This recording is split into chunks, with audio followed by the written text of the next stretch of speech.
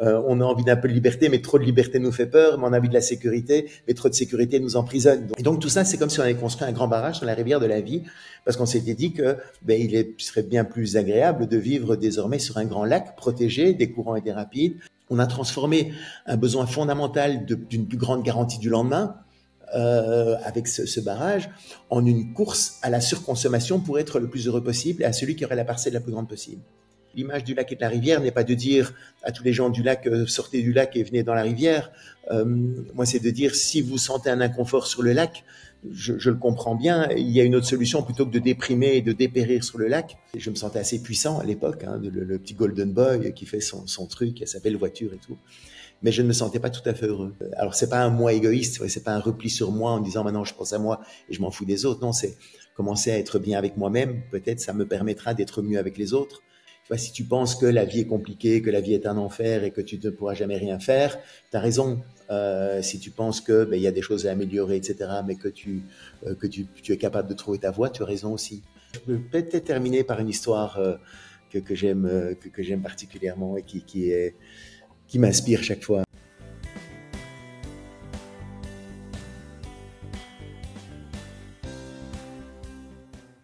Bonjour à toutes et à tous. Aujourd'hui, j'ai le plaisir d'interviewer pour la communauté Mind Parachutes, Paul Dewandre. Bonjour Paul. Salut Matteo. Alors, Paul est écrivain, entrepreneur, auteur, acteur de One Man Show. Paul est l'exemple vivant de l'image du kayakiste dont on va parler tout à l'heure. Et en fait, c'est celui qui part à l'aventure de la vie en faisant confiance aux opportunités et à ses propres compétences. Paul est passionné des développements personnels, en particulier PNL et relations hommes-femmes. En 2006, il a l'idée de transformer les livres « Les hommes viennent de Mars et les femmes de Vénus » en spectacle théâtral. Et aujourd'hui encore, 20 ans plus tard, il continue à le jouer. Donc, autre passion de Paul est l'entrepreneuriat. Il participe au développement de startups dans les domaines des applications mobiles, de l'énergie et de la santé. Bonjour à nouveau Paul et merci beaucoup d'avoir accepté mon invitation pour cet entretien. Avec plaisir de papoter avec toi. Super. Alors, je commence probablement par une question qu'on t'a posée, je pense, le plus souvent.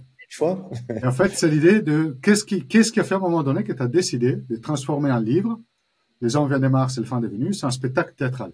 Pourquoi est-ce que tu as décidé de changer le format finalement du message derrière ce livre pour le transmettre sous une autre forme?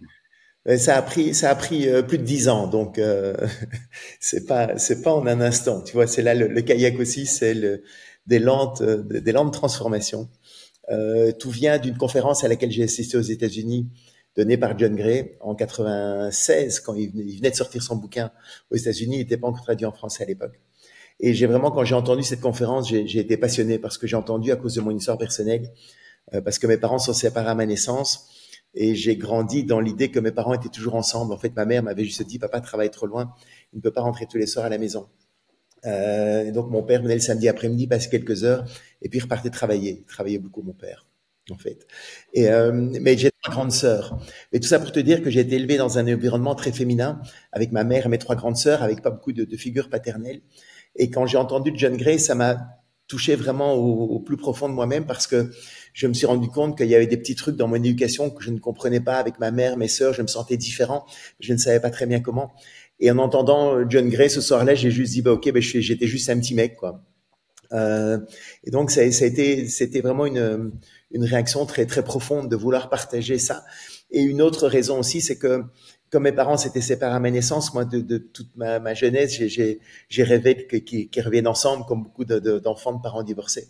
Et je pense que j'ai trouvé dans cette idée de Mars et Vénus et de partager ça autour de moi, l'idée de me dire si ça pouvait aider des adultes à être un petit peu plus sincères dans leurs relations, ça aiderait certainement leurs enfants à vivre dans des environnements un petit peu plus vrais que celui que j'ai pu connaître. Donc tu vois, en fait il y a des racines très profondes parce que quand tout le monde a entendu John Gray ou tous ceux qui ont entendu John Gray n'ont pas fait toutes les démarches que j'ai faites pour en faire des conférences et puis en faire un spectacle et puis en parler encore maintenant depuis 25 ans avec énormément de plaisir. C'est que ça vient d'une motivation qui est extrêmement profonde.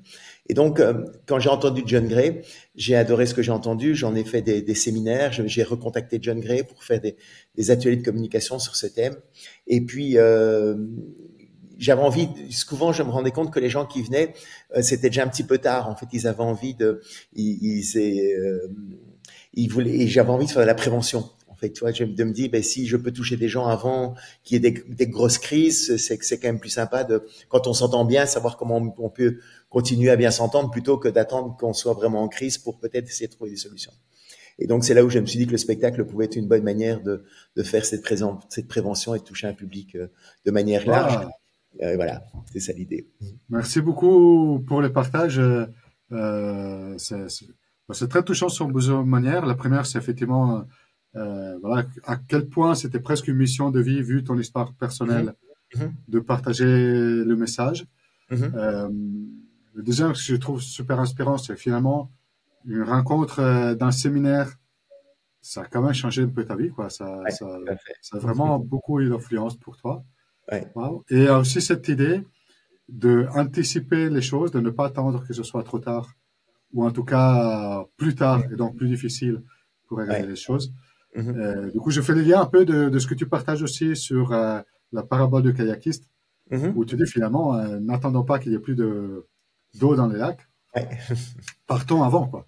Ouais. Et je trouve qu'il y a un peu cette notion-là aussi. Merci beaucoup. J'ai vu dans ton site internet que tu Mm-hmm. vas reprendre à la fin de l'année le spectacle, mais Début avec une V2. Alors, je sais pas si la V2 commence maintenant ou c'était un peu ancienne. ouais. Mais c'était un peu sur ce V2-là à laquelle je souhaite réagir. En effet, j'ai lu les bouquins, ça doit aussi dater 6-7 ans peut-être. Ouais. Je trouve qu'il y a certaines choses dans la manière dont les choses ont été écrites à l'origine, Mm-hmm. par rapport à l'évolution finalement du rapport aux femmes, dans ce qu'on entend des médias, etc.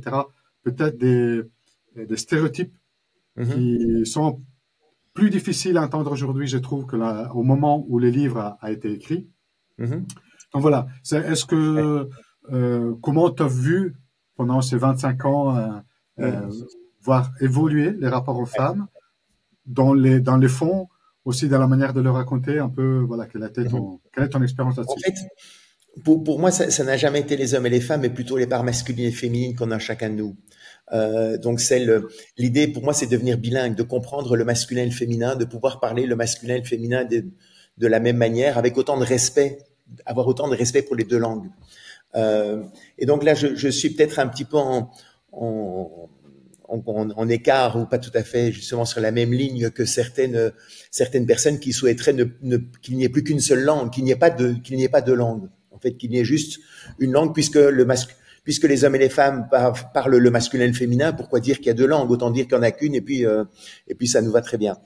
En fait, c'est comme si on imaginait qu'aujourd'hui, ben, pour que tout le monde puisse se comprendre, on parlerait tous l'espéranto entre nous. Alors c'est une possibilité.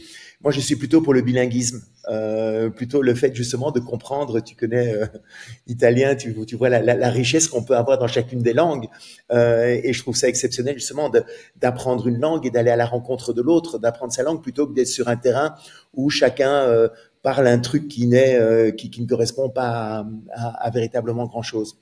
Alors, évidemment, les relations entre les femmes et les hommes ont évolué. Je pense que la frontière, justement, entre on devient de plus en plus bilingue, mais c'est pas pour ça qu'il faut nier les deux langues. Pour moi, je suis vraiment toujours dans cette idée d'apprentissage de ces langages. Et l'idée n'est pas de décrire les gens, n'est pas de décrire que tous les hommes font comme ça ou toutes les femmes sont comme ça parce qu'on est tous différents et c'est complètement idiot d'imaginer et de mettre des gens dans des cases. C'est juste de décoder des comportements qui ne sont pas les siens chez son ou sa partenaire. Pour moi, l'intérêt, c'est d'essayer de comprendre l'autre plutôt que de se définir soi-même, ce qui n'a aucun sens, puisque de toute façon, on est tous différents. Mais à travers quelques exemples, on voit que il arrive souvent, par exemple, que le masculin n'aime pas trop parler de ses problèmes. Alors, il y a des femmes qui n'aiment pas parler de leurs problèmes non plus. Hein. On va pas dire que mais justement, c'est le masculin. Et l'intérêt pour moi de comprendre ça, c'est que quand le féminin en face voit quelqu'un qui ne parle pas de ses problèmes, le féminin a tendance à le prendre personnellement, parce que en féminin, quand sur Vénus, quand on ne se parle pas, c'est qu'on est fâché. Et donc en fait, le féminin interprète mal le silence du masculin. C'est pas de dire que tous les hommes ne parlent pas de leurs problèmes, non, c'est mesdames, si jamais votre partenaire ne parle pas de ses problèmes, ne vous en faites pas, c'est pas lié à vous, c'est pas votre problème. Vous voyez, l'idée, c'est plutôt de rassurer la personne en face plutôt que de dire que les hommes ne parlent pas de leurs problèmes et que c'est un problème en soi. Non, c'est pas ça l'idée de Mars et Vénus. Bah, merci beaucoup. Je suis très sensible effectivement aux langues différentes, à cette richesse-là. Et effectivement, je trouve, tu as raison, que il y a beaucoup de richesse dans la diversité. Donc, c'est dommage de ne pas l'utiliser finalement, cette diversité qui peut exister aussi, entre autres, entre masculin et féminin. Mais que pour bien fonctionner avec cette diversité, le fait de comprendre comprendre l'autre, la langue de l'autre finalement, c'est tout simplement ça nous aide et ça nous permet de grandir. Et pour moi, tu vois, ces deux langages masculin et féminin, je les vois comme les pôles d'un aimant. C'est les opposés qui s'attirent. Donc, il faut pas voir nos différences comme un obstacle ou comme l'idée qu'il faut gommer nos différences pour enfin être heureux ensemble. Non, c'est justement parce qu'il y a différence qu'on va être attirés l'un par l'autre. Mais pour ça, il faut que les différences soient respectées de la même manière. Et c'est vrai qu'on sort d'une société où les valeurs masculines étaient les bonnes et les valeurs féminines étaient un petit peu moins bonnes. Ça, on peut pas le nier. Il y a eu tout un combat pour que les femmes se sentent reconnues, elles se sentent inférieures. Il a fallu qu'elles se battent pour montrer qu'elles étaient égales. Mais je pense qu'aujourd'hui, on peut aller un petit peu plus loin et qu'on peut reconnaître qu'on peut être égaux et différents. Et que égal ne veut pas dire semblable. Et c'est d'ailleurs le combat de toutes les minorités qui est d'être reconnus dans leur spécificité. Mais pour moi, c'est exactement la même idée de prolonger cette idée-là dans le respect de ce qu'on est, aussi avec ces caractéristiques féminines et masculines qu'on a en chacun de nous. Merci beaucoup. Alors, je pensais que c'était indispensable presque de démarrer l'interview par ce livre et la transformation théâtrale que tu en as faite. Parce que voilà, ça t'a accompagné pendant tellement longtemps. Je pense que voilà, c'est des sujets qui sont très importants pour moi, oui, tout à fait. Énormément. Mais c'est pas par ces biais-là que j'ai fait ta connaissance littéraire, si je peux le dire. Parce qu'en fait, j'étais découvert par ces livres-là.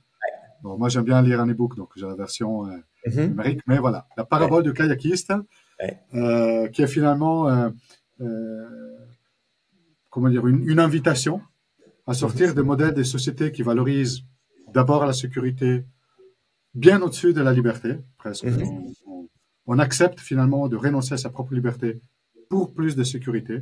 Donc, tu expliques aussi l'origine dramatique finalement de ces choix sociétals, en tout cas. Mais cette promesse de sécurité n'est pas pour toujours. En tout cas, c'est pas viable dans la manière dont on l'a construite au moins pour toujours. Du coup, est-ce que tu peux déjà, parce que j'ai fait déjà référence à quelques reprises au contenu du livre sans vraiment le dire, est-ce que tu pourrais résumer un peu l'idée centrale en quelques mots? L'idée centrale du kayak, en fait, c'est comme tu le dis, je pense qu'on a ce besoin humain, on oscille constamment entre le besoin de liberté et de sécurité. Et c'est comme ça qu'on a envie d'aller au bout du monde, mais avec toutes les assurances de Mondial Assistance, ou qu'on veut vivre des sensations fortes, mais dans la sécurité du parc Astérix. Donc, tu vois, on a envie d'un peu de liberté, mais trop de liberté nous fait peur, mais on a envie de la sécurité, mais trop de sécurité nous emprisonne. Donc, on doit essayer de trouver un petit équilibre, et on oscille constamment dans nos vies entre ces deux besoins-là. Quand trop de liberté nous insécurise, on pense évidemment, enfin moi j'ai commencé à penser à la Deuxième Guerre mondiale et là, si on imagine donc que la vie est une expédition en kayak, où là le kayak c'est chouette parce qu'il y a les libertés, effectivement d'aller où on veut et tout, mais il y a aussi les courants, les rapides, on n'est pas toujours totalement en sécurité dans le courant de la rivière. Et donc nos grands-parents et arrière-grands-parents ont vécu un traumatisme énorme qui était la Deuxième Guerre mondiale, mais qui suivait la Première Guerre mondiale, la Grande Dépression, enfin tout un épisode, on va pas le résumer juste à tout ça. Mais c'est vrai que au sortir de cette Deuxième Guerre mondiale, on avait un tel besoin de sécurité. Enfin, il est tout à fait légitime que le besoin de sécurité ait pris le dessus. À mon avis, si on demande à quelqu'un qui vient de survivre par miracle aux chutes du Niagara de remonter illico dans son kayak, à mon avis, on va se prendre la pagaie dans la gueule. Et donc, c'est normal que après, en 45, et on le voit dans les écrits, je pense notamment au ministre Meyer, ministre du Travail, qui expliquait que la responsabilité du gouvernement à l'époque, c'était de d'assurer une plus grande garantie du lendemain à la population. Donc c'était évidemment cette priorité-là était essentielle. Et donc, ce qu'ils ont fait, c'est qu'on peut imaginer qu'ils ont construit un barrage sur la rivière de la Vie en créant la sécurité sociale, les caisses de retraite, l'assurance chômage, le code du travail qui a beaucoup progressé en faveur de la sécurité, la sécurité de l'emploi. Et donc tout ça, c'est comme si on avait construit un grand barrage sur la rivière de la Vie, parce qu'on s'était dit que il serait bien plus agréable de vivre désormais sur un grand lac protégé des courants et des rapides, pour que chacun puisse jouir en toute quiétude d'un endroit bien à lui, parce qu'on avait installé des parcelles qui dépendaient évidemment du salaire qu'on gagnait, mais au moins chacun avait, pour protéger la propriété privée, on avait installé des parcelles dont la taille dépendait évidemment du revenu qu'on pouvait avoir, mais l'idée était évidemment d'avoir la plus grande parcelle possible et de pouvoir transformer son kayak en une agréable barque équipée de tout le confort qu'on qualifiait de moderne. Parce que il y a eu deux événements qui ont été très importants après la Deuxième Guerre mondiale. C'est grâce à ce barrage, c'est que il y a une croissance économique très forte qui était liée au baby boom, à la reconstruction au plan Marshall et au pétrole bon marché évidemment, et aussi aux nouvelles technologies qui arrivaient, les frigos, les voitures, enfin toute cette société de consommation qui était en train de naître, qui apportait un immense bonheur à tout le monde. Hein. Il faut quand même se rendre compte que dans les années 50, quand un mari offrait un aspirateur à sa femme pour son anniversaire, elle était ravie. Hein. Messieurs, il faut essayer aujourd'hui, à mon avis, on se prend plutôt l'aspirateur dans la figure. Donc, on voit que les temps ont changé.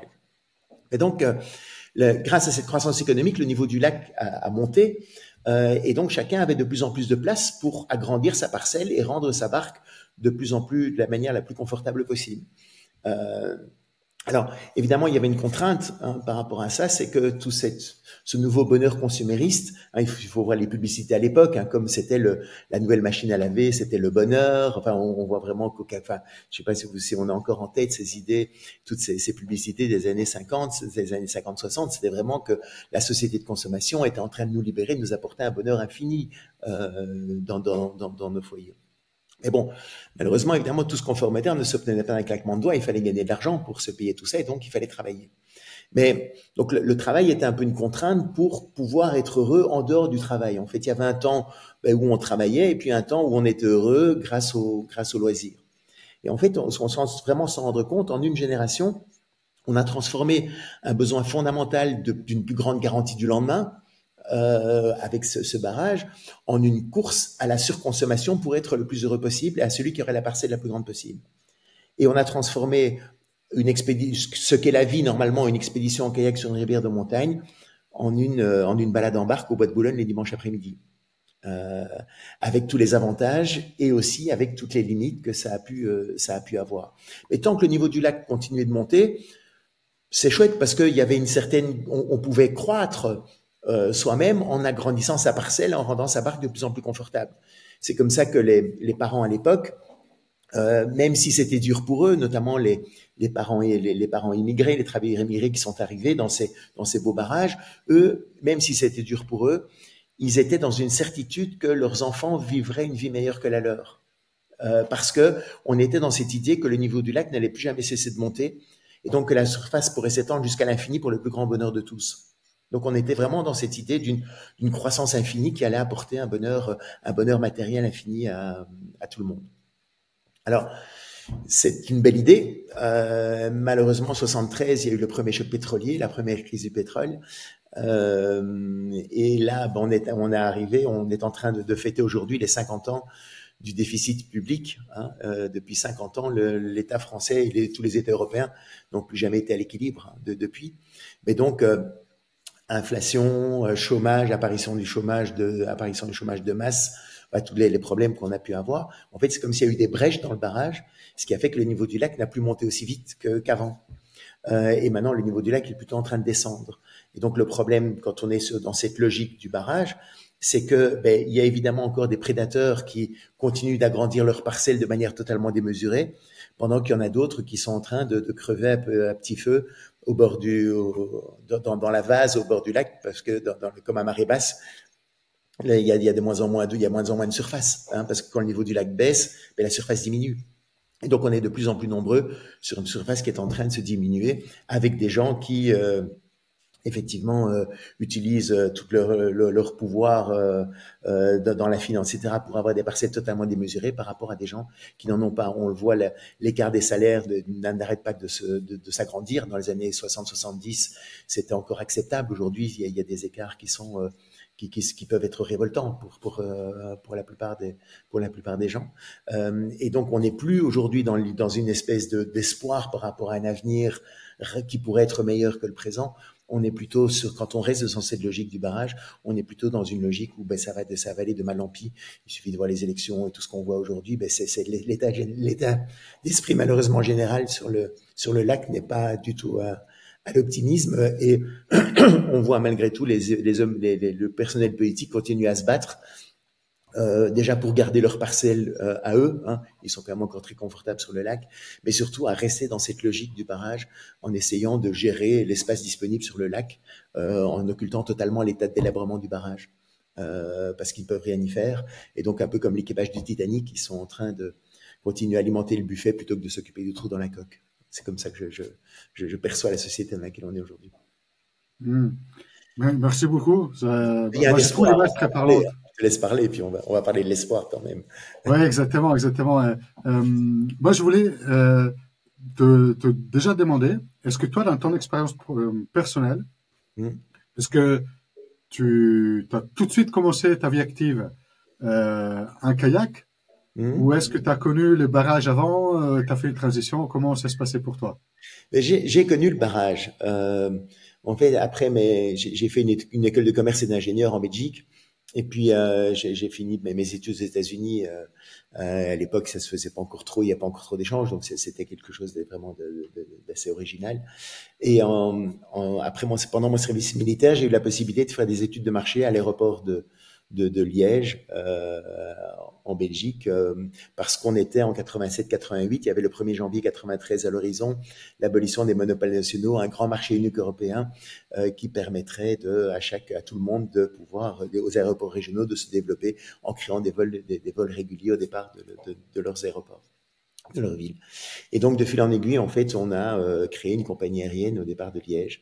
Et donc, ça a été passionnant d'acheter les avions, d'engager les pilotes, de faire tout ce qu'il faut pour qu'une petite compagnie aérienne fonctionne. Et donc là, je me suis assez vite retrouvé avec un très beau salaire, une magnifique voiture de fonction, des voyages gratuits en première classe dans le monde entier, avec les accords qu'on avait entre les compagnies aériennes, où on pouvait voyager gratuitement sur les lignes d'autres compagnies aériennes, etc. Donc, c'était assez incroyable. À 29 ans, 28 ans, j'avais une cinquantaine d'employés, on avait des avions, donc c'était très très sympa. Et pourtant, c'est ça qui est interpellant, c'est que même si je me sentais assez puissant à l'époque, hein, le petit Golden Boy qui fait son truc, qui a sa belle voiture et tout, mais je ne me sentais pas tout à fait heureux. Et ça m'interpellait parce que justement, la manière dont on m'avait éduqué sur le lac, c'était de dire, quand tu as cette base-là de sécurité, d'un bel emploi, etc., tu seras heureux. Donc, travaille pour ça et puis ça ira. Et puis, je me suis rendu compte qu'en fait, il y a quelque chose qui me manquait, c'était la relation que j'ai avec les autres.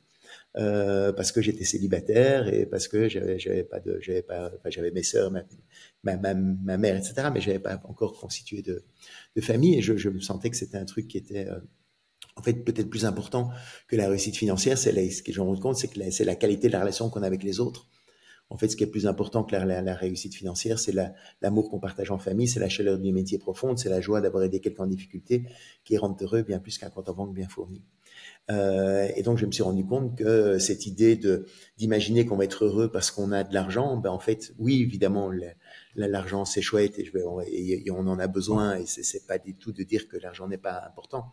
Mais si l'argent faisait le bonheur, toute personne riche serait heureuse. Or, évidemment, on voit bien, il suffit de lire n'importe quel journal que c'est pas le cas, qu'il y a plein de gens riches qui sont absolument pas heureux, qui sont alors il y en a qui sont heureux et tant mieux, hein, mais ce n'est pas pour ça peut-être qu'ils sont heureux, c'est parce qu'il y a d'autres choses dans leur vie aussi qui leur a permis aussi peut-être de construire cette réussite financière, parce qu'ils l'ont construite au-delà du fait de mettre cet argent-là en priorité absolue avant tout le reste.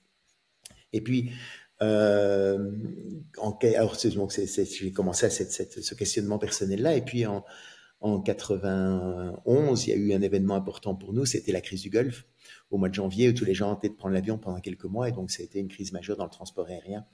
Et malheureusement, j'ai pas pu surmonter cette crise-là, et donc j'ai dû mettre fin à cette belle aventure. Et donc je me suis retrouvé à 30 ans à devoir mettre fin à ça. Et c'est là où je me suis rendu compte qu'il y avait peut-être quelque chose encore plus important que la relation qu'on a avec les autres pour être heureux, c'est la relation qu'on a avec soi. Parce que je me suis rendu compte qu'en fait, quand j'ai perdu mon emploi, en fait, j'ai perdu bien plus qu'un salaire. C'est toute ma vie qui était par terre. Parce que quand la moitié de mes relations provenaient de mon environnement professionnel, je pouvais rayer d'un seul coup la moitié de mon carnet d'adresse, et puis, tout occupé que j'étais à agrandir ma parcelle, l'autre moitié, ils avaient changé de numéro. Et puis, je m'étais tellement identifié à mon poste de PDG que j'en étais venu à évaluer ma valeur personnelle proportionnelle à mon salaire. Et là, tout d'un coup, comme je ne gagnais plus rien, à mes yeux, je ne valais plus rien. En fait, et même pire, j'étais plus rien. Et donc, en fait, j'étais totalement détruit, bien plus que, même si j'avais la sécurité du chômage, etc.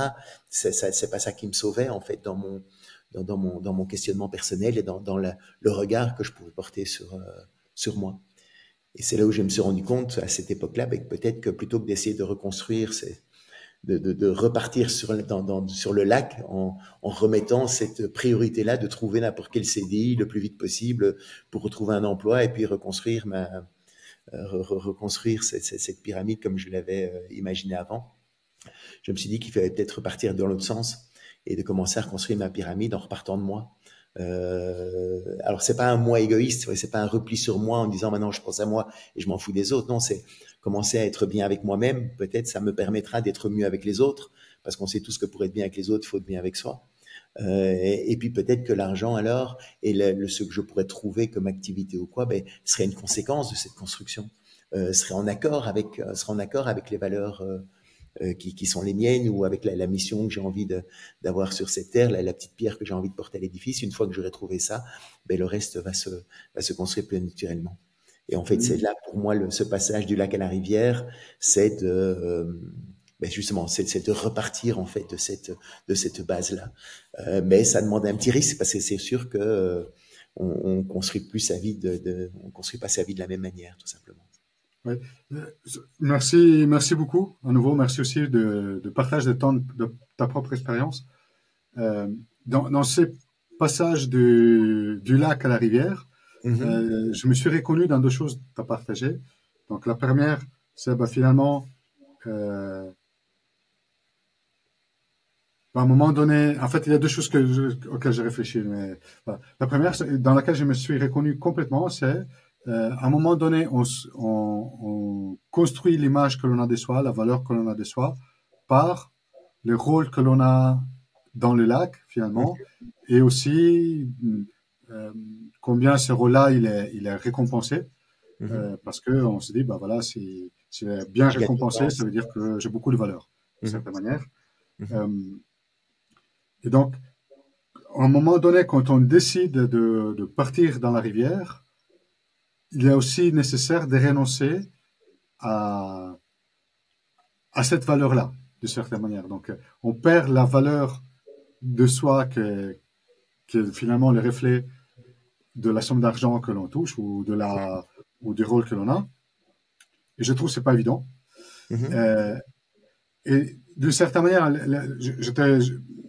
d'une certaine manière, il y a des moments dans la vie où on n'a pas le choix que de se remettre en question. Et c'est des moments un peu difficiles, toi. Tu l'as vécu avec la fin de ta boîte.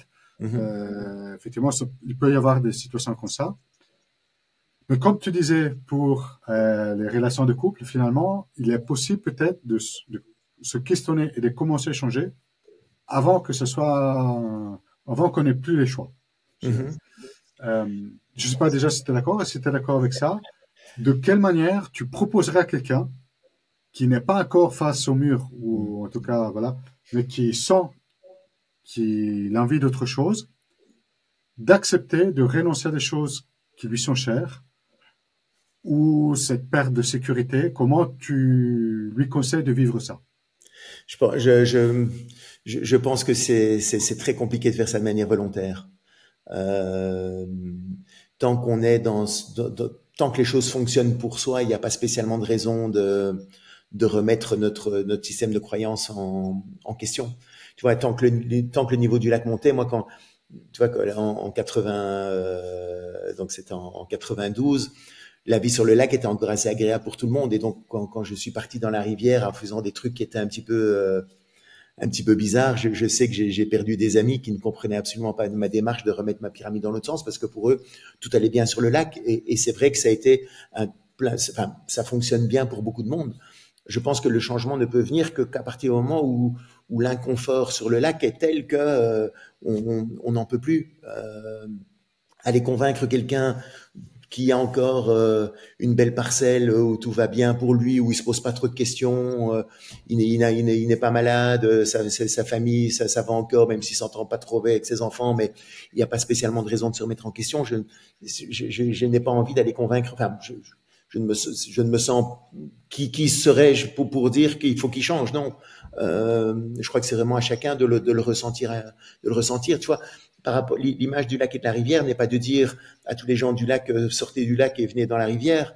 Moi, c'est de dire si vous sentez un inconfort sur le lac, je le comprends bien. Il y a une autre solution plutôt que de déprimer et de dépérir sur le lac. Il y a une autre possibilité, mais ça demande du courage, non, parce que à un moment donné, la vie sur le lac n'est plus possible pour ces gens-là. Donc, et c'est là où on va le basculer. Mais aller dire à quelqu'un que tout va bien, allez, venez, prenez votre kayak, vous allez voir, ça va être tellement mieux. J'y crois. Je pense pas que c'est la nature humaine de cet ordre-là.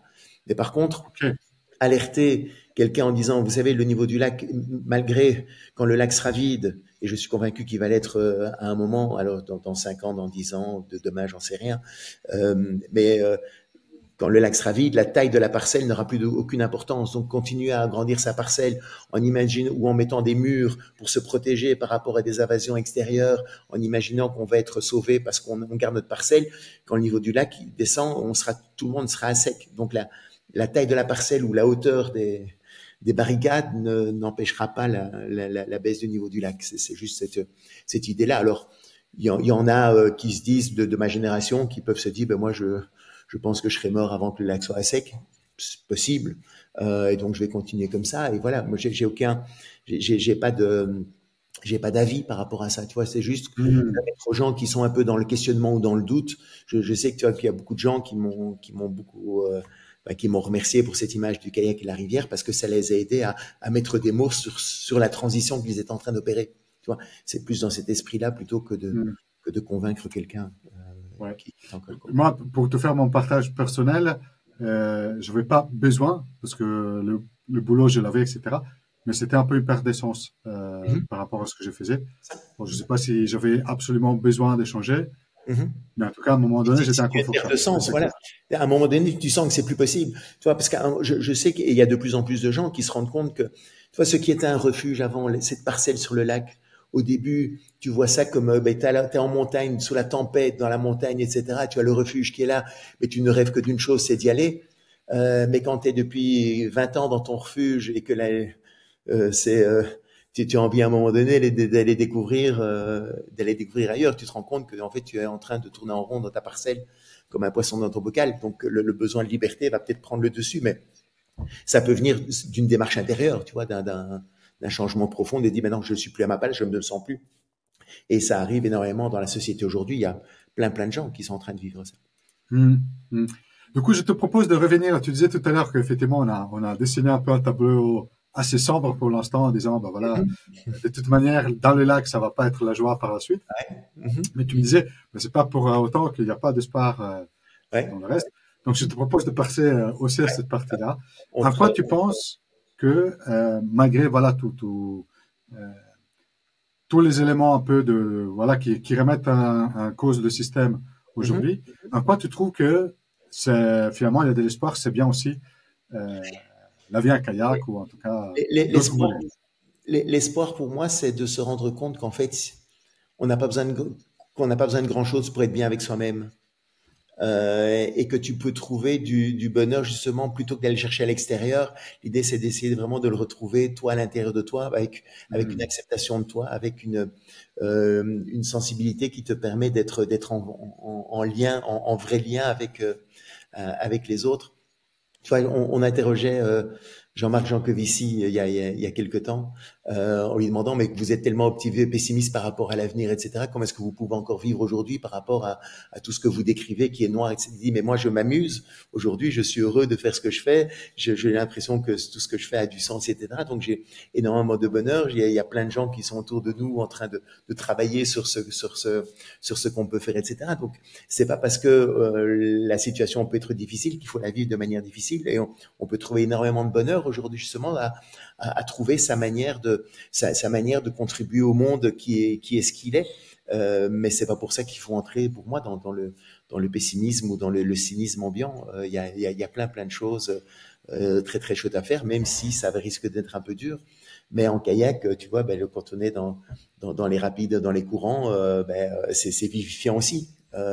C'est peut-être beaucoup plus vivifiant, justement. C'est là où on se rend compte de notre force intérieure, de notre capacité à pouvoir anticiper, être là pour voir découvrir de nouveaux paysages, anticiper le courant. Enfin, c'est toute une autre philosophie. Alors, il y a moins la sécurité où on se dit, OK, dans 20 ans, je sais que je vais être là. Non, ça, je crois qu'il n'y a plus personne qui peut nous le dire aujourd'hui.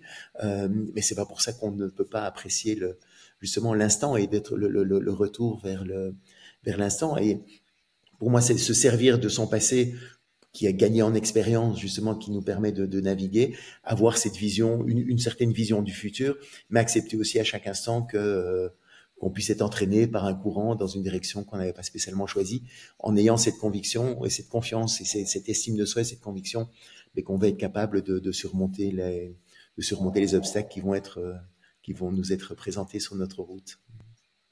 Donc, d'une certaine manière, on n'est plus dans le monde où il n'y a pas de courant, il n'y a pas de risque parce qu'on a mis le barrage. Là, il y en a. Par contre, on sait qu'on peut être confiant par rapport à notre capacité, finalement, de savoir gérer les situations dans lesquelles... On sait qu'on peut être ou on sait que c'est là où on doit progresser aujourd'hui, et c'est là où des sites comme les tiens, etc., sont intéressants parce que justement, il y a énormément à découvrir sur soi et de gagner cette confiance ou cette confiance en soi qui va nous permettre de passer ces petits caps, de faire confiance à notre intuition, de faire confiance à la vie, au hasard. Tu vois, quand on est dans notre parcelle, il n'y a aucune raison d'avoir une rencontre fortuite. C'est quand on est dans le lac, c'est quand on est dans la rivière que des choses se mettent en place, comme ma rencontre avec John Gray. Tu vois, c'est un événement, je l'avais pas anticipé. Une demi-heure avant, je savais pas du tout que ça allait se passer comme ça. Puis la vie se construit aussi avec ces hasards, ces rencontres, mais il faut savoir les utiliser aussi. Tu vois, c'est là où nos systèmes de croyances sont fondamentaux. Tu vois, si tu penses que la vie est compliquée, que la vie est un enfer et que tu ne pourras jamais rien faire, tu as raison. Si tu penses que il y a des choses à améliorer, etc., mais que tu es capable de trouver ta voie, tu as raison aussi. Tout dépend de la paire de lunettes que l'on porte sur ce monde. D'ailleurs, merci pour ce partage. J'étais en train de réfléchir finalement. Tu utilises aussi dans ton livre un peu l'image de la vie dans le lac, en tout cas le modèle social du lac, comme étant un modèle prêt à porter, où finalement, je dirais, que ce soit le modèle de réussite, les termes de comparaison, etc., sont un peu définis les mêmes pour tout le monde, versus une société plus sur mesure, comme dans la rivière. Donc, il y a un peu cet espace-là où tu partages, je pense, un peu ce que tu viens de dire là, sur le fait de dire, peut-être que le bonheur, je peux d'abord le chercher, le trouver en moi, et pas forcément à l'extérieur. Et aussi, et en même temps, je dirais, tu restes très sensible aux aspects sociaux, communautaires, de la vie, même dans la rivière. Alors qu'on pourrait imaginer que c'est, comment dire, une situation un peu très individualiste. On est chacun dans son kayak, chacun dans sa rivière, etc.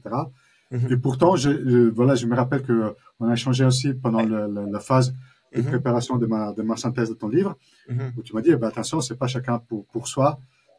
Malgré tout, il y a quand même une responsabilité vis-à-vis du collectif.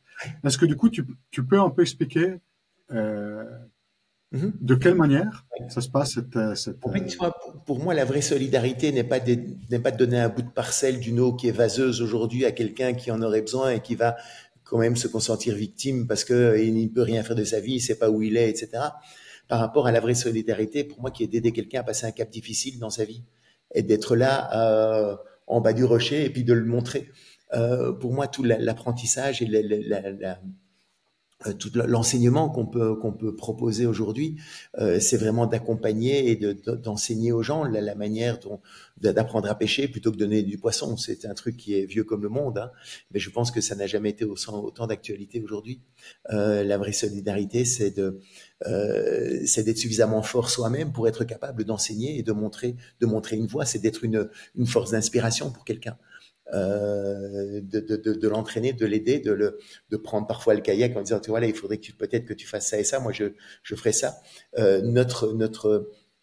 Et en tant que kayakiste, c'est là où je crois que c'est important de continuer à se former constamment aussi, mais pas en se formant, en apprenant les recettes des autres ou en les appliquant, mais en s'inspirant des histoires des autres et en créant sa propre route aussi.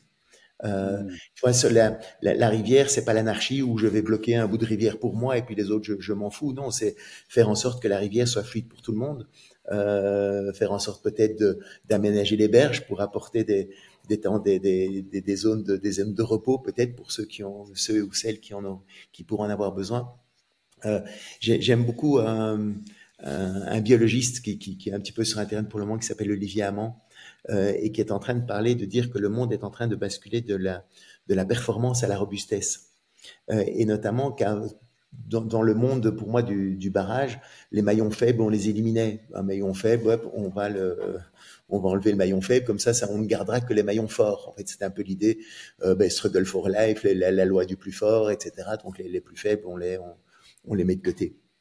Il se rendre compte, ce qu'il explique, c'est qu'en fait, parfois, le maillon faible dans la nature est celui qui tient le système en place. Et dans les systèmes sociaux, notamment, et quand on parle des maisons partagées aujourd'hui, on voit, c'est le maillon faible, c'est la personne qui est handicapée et qui a besoin d'aide, en fait, qui crée le lien entre toute la communauté. Et donc, en fait, c'est le maillon faible qui renforce, en fait, le lien entre tout le monde. Et donc, c'est une toute autre vision justement de la solidarité, de ce qu'on peut faire, de l'entraide qu'on peut avoir. Donc, la rivière n'est pas du tout n'est pas du tout un chacun pour soi. Non, c'est une autre manière de voir. Pour moi, je me dis, si on pouvait imaginer un monde où chacun serait bien dans sa peau, où chacun aurait juste envie de donner le meilleur de lui-même, où il n'y aurait pas d'esprit de vengeance, de compétition, de montrer qu'on est plus fort que l'autre, etc. Je pense que ce serait un monde où il ferait mieux vivre que le monde dans lequel on est aujourd'hui. Donc, c'est ce besoin-là d'être peut-être plus en phase avec qui on est, pour moi, est essentiel. Alors, c'est un peu utopique, hein, je sais, mais je crois que c'est vers là peut-être qu'on peut tendre pour donner du sens à nos vies. Ok, merci. Donc, d'une certaine manière, ouais, ça se fait de dire, ok, je suis moi dans mon kayak et en même temps, j'ai d'autres kayakistes à côté de moi. Et moi, on fait des bouts, on passe des aventures ensemble, on fait des bouts de chemin ensemble, et puis parfois nos routes se séparent, et puis peut-être qu'on peut se retrouver un petit peu après. On peut avoir l'idée du rafting évidemment aussi avec la famille, où c'est pas juste un kayak, mais peut-être qu'on est à 5, 6 ou à 2, 3 sur l'afting. L'image n'est pas figée, tu vois. L'idée c'est vraiment de permettre à chacun de se retrouver. En se disant, tiens, dans ma vie, voilà, qu'est-ce que j'ai envie de faire. Mais j'aime beaucoup aussi l'idée du rafting où on est à quelques-uns sur son. D'accord. Moi, ce qui me parle beaucoup dans cette image-là, finalement, c'est ces rôles de partage d'expérience, de transmission aussi de ce qu'on a pu apprendre. Moi, voilà, j'adore lire, donc d'une certaine manière, je profite des expériences de vie des auteurs pour moi progresser. Et donc, je trouve que c'est quelque chose d'exceptionnel. Et à ces propos, je voulais te demander, est-ce que dans ta vie, il y a eu soit des livres, soit des mentors, soit des messages, justement, qui t'ont servi d'inspiration, qui t'ont permis finalement de faire ces chemins dans ton kayak, grâce aussi à l'aide de quelqu'un d'autre? La lecture est fabuleuse pour moi. Enfin, ça a changé mon regard, j'ai eu des réponses, etc. Dans pas mal de livres et tout. Donc non, je continue à lire régulièrement. Enfin, pour moi, ça reste oui, un truc exceptionnel de pouvoir justement s'inspirer de la vie des autres. Il y a quelques auteurs, je peux te citer une par rapport à la famille, aux enfants. Pour moi, c'est une des, oui, je peux aussi dire, enfin, John Gray, évidemment, ça a eu un impact important dans ma vie. Il y a eu Alice Miller, c'est une ancienne psychanalyste suisse-allemande qui a écrit des livres. Il y en a un qui s'appelle C'est pour ton bien, l'autre L'enfant sous terreur ou Le drame de l'enfant doué, et qui explique comment l'éducation parfois violente qu'on a pu recevoir peut justement avoir un impact sur la société, et comment on retransmet de manière plus ou moins consciente cette violence qu'on a pu recevoir et comment on la retransmet à nos enfants. Ça, c'était Louise Hay aussi, Transformez votre vie. C'est une américaine, Deepak Chopra, enfin, il y en a. Wayne Dyer, j'adore. J'ai très, très inspiré de Wayne Dyer. Scott Peck, The Road Less Traveled. Les 7 habitudes, Stephen Covey, les 7 habitudes des gens efficaces, 7 Habits of Highly Effective People. Enfin, voilà, il y en a. La liste est très longue, mais c'est petit à petit, c'est ça qui est. Oui, ça c'est aussi forgé toute cette manière de penser.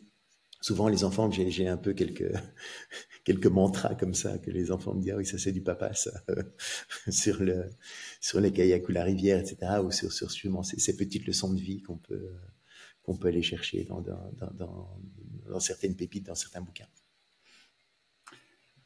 Merci. Donc, ouais, des idées de lecture. Ouais. Voilà, pas mal. Merci bien.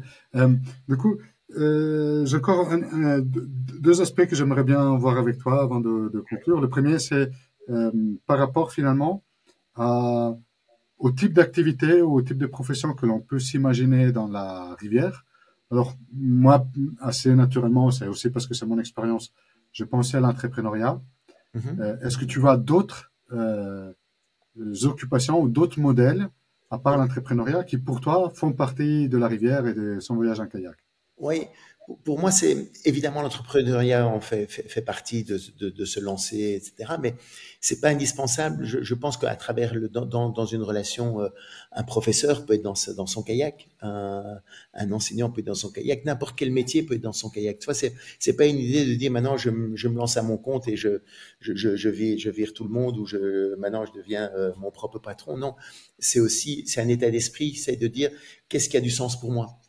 Et ça ne donne pas spécialement mettre l'argent en priorité. On le voit énormément de jeunes aujourd'hui chercher un travail. C'est pas l'argent la sécurité qu'ils vont d'abord rechercher.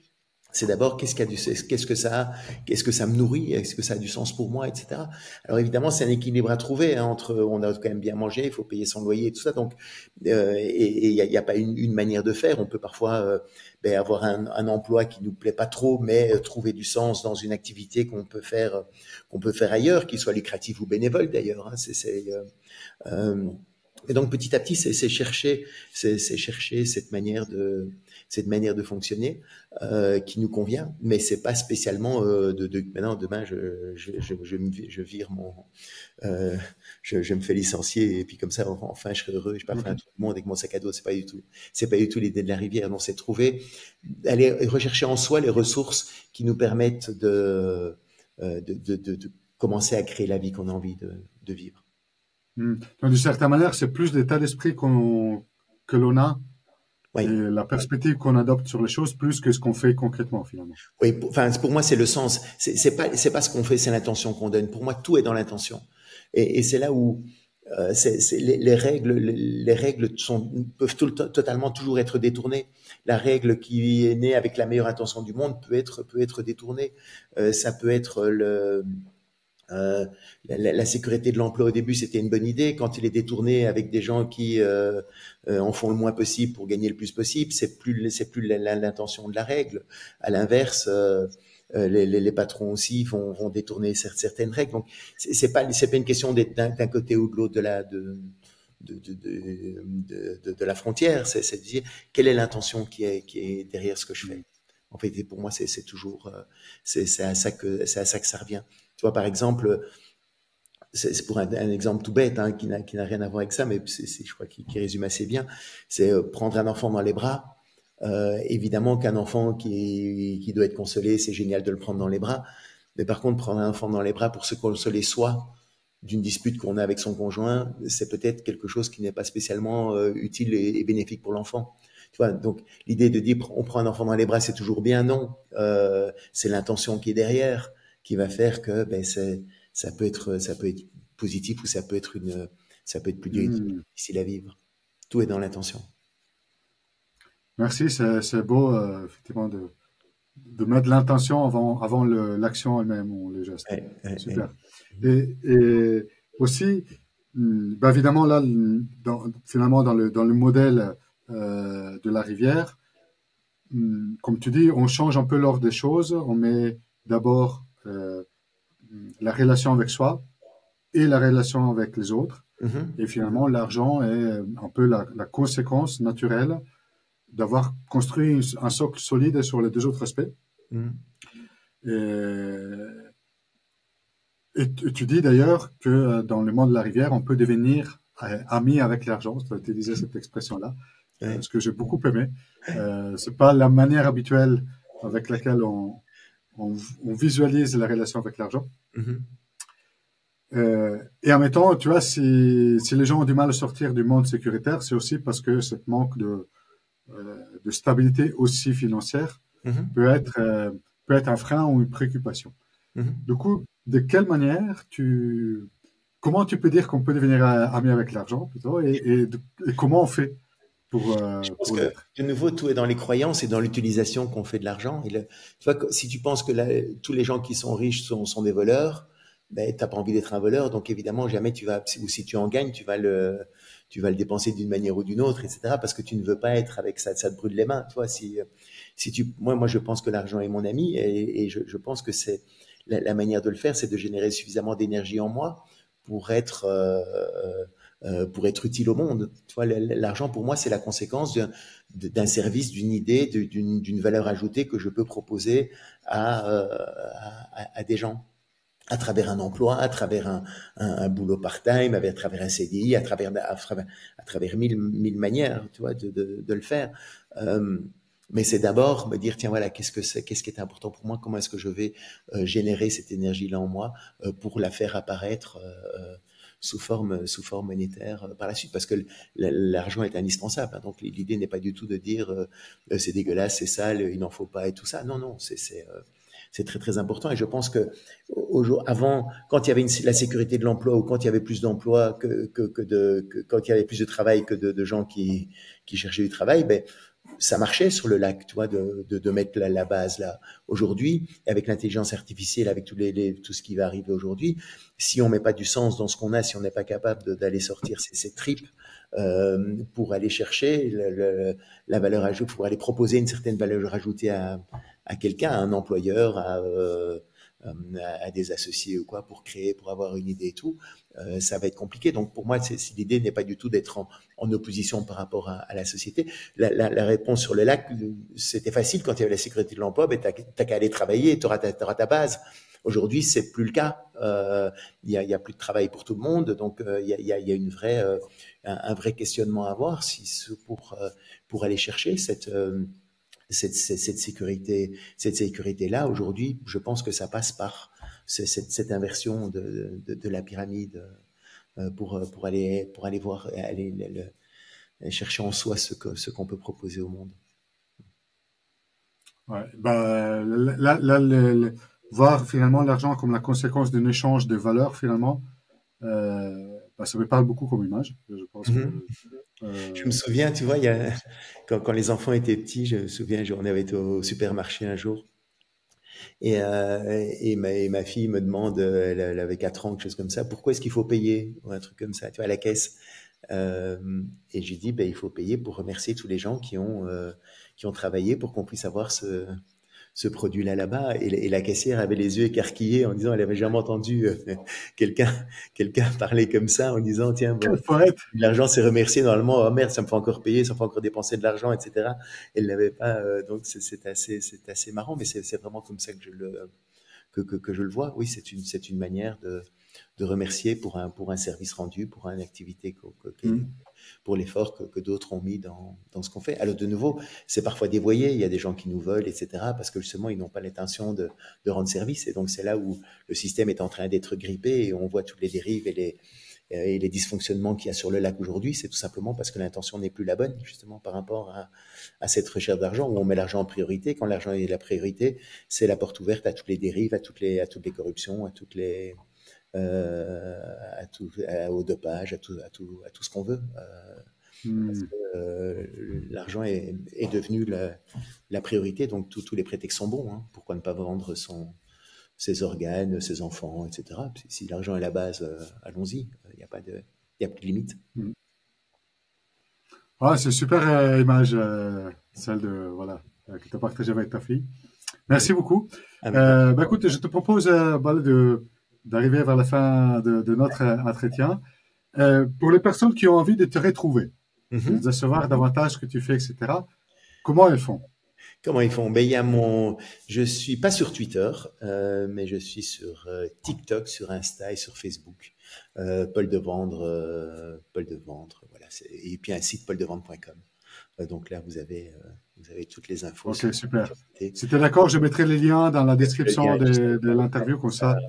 Et donc, il y a Mars et Vénus qui revient en 2025, un petit peu partout, en France, en Belgique et en Suisse, avec une version 2.0 qui est très, très marrante. Donc, vous allez bien comprendre les fonctionnements masculins et féminins qui sont toujours en phase, même si la société change. Il y a quand même encore toujours des trucs qui restent assez intemporels et c'est toujours sympa de discuter de tout ça ensemble. Super, merci beaucoup. Est-ce que tu as un dernier message que tu aimerais partager avec les personnes qui ont été tellement intéressées, qui ont suivi notre entretien jusqu'au bout? Prenez votre kayak, n'hésitez pas, la vie, ayez confiance. La vie est pleine de surprises, des bonnes ou des mauvaises. Je peux peut-être terminer par une histoire que j'aime particulièrement et qui m'inspire chaque fois. C'est l'histoire d'un fermier qui un jour découvre que son cheval est parti, a cassé la clôture et s'est enfui. Les voisins disent « mauvaise nouvelle ». Le fermier répond « bonne ou mauvaise, difficile à dire ». Le lendemain, en ouvrant ses volets, il voit que son cheval est revenu accompagné de 4 juments sauvages. Là, les voisins disent « bonne nouvelle ». Le fermier répond « bonne ou mauvaise, difficile à dire ». 2 jours plus tard, le fils du fermier veut monter une de ses juments, elle se cabre, il tombe et il se casse la jambe. Là, les voisins disent « mauvaise nouvelle ». Et le fermier répond « bonne ou mauvaise, difficile à dire ». 1 semaine plus tard, des soldats se présentent à la ferme pour enrôler de force sur les jeunes de la région. Voyant le fils blessé, ils passent leur chemin. Et là, les voisins disent « bonne nouvelle ». Et le fermier répond « bonne ou mauvaise, difficile à dire ». En fait, et moi, cette image, c'est de dire que dans la rivière, il n'y a peut-être ni bonne ni mauvaise trajectoire, mais juste une succession d'événements plus ou moins tristes ou joyeux dont on a parfois la maîtrise et parfois pas, et qu'il faut simplement apprendre à apprivoiser du mieux qu'on le peut. Et pour moi, toute la pratique du kayak est ce que je propose à tous ceux qui nous regardent encore maintenant jusqu'au bout. Tout l'art de la pratique du kayak, c'est de maîtriser cette injonction contradictoire. C'est d'un côté être totalement déterminé pour atteindre les objectifs qu'on se fixe et en même temps accepter à chaque instant d'être entraîné dans une direction qu'on n'a pas choisie. Et en fait, c'est ce subtil dosage en fait entre la détermination et l'acceptation qui est propre à chacun et à son histoire et qui fait la beauté de la beauté de la rivière. On sait tous où elle va, la rivière. Hein. Donc, il n'y a pas de surprise à la destination. Juste de savoir quand est-ce qu'on va y arriver, on n'en sait rien. Et ça, c'est aussi une bonne nouvelle parce que si on connaissait l'heure de notre mort, je pense que ce serait pas très, très agréable de vivre. Ouais, c'est à la fois très profond et aussi une belle histoire pour terminer. Paul, merci beaucoup pour le partage. Avec grand plaisir. Merci pour ta générosité, pour tout ce que tu as pu partager lors de cette discussion. J'ai particulièrement aimé. Merci beaucoup. Et merci aussi aux personnes qui nous ont suivis jusqu'au bout. Bravo. Je suis certain que vous allez repartir avec de nouvelles idées, des pistes aussi pour continuer dans votre chemin de développement personnel. Il me reste qu'à vous dire à très vite pour de nouvelles idées. Merci à tout le monde. Bye bye.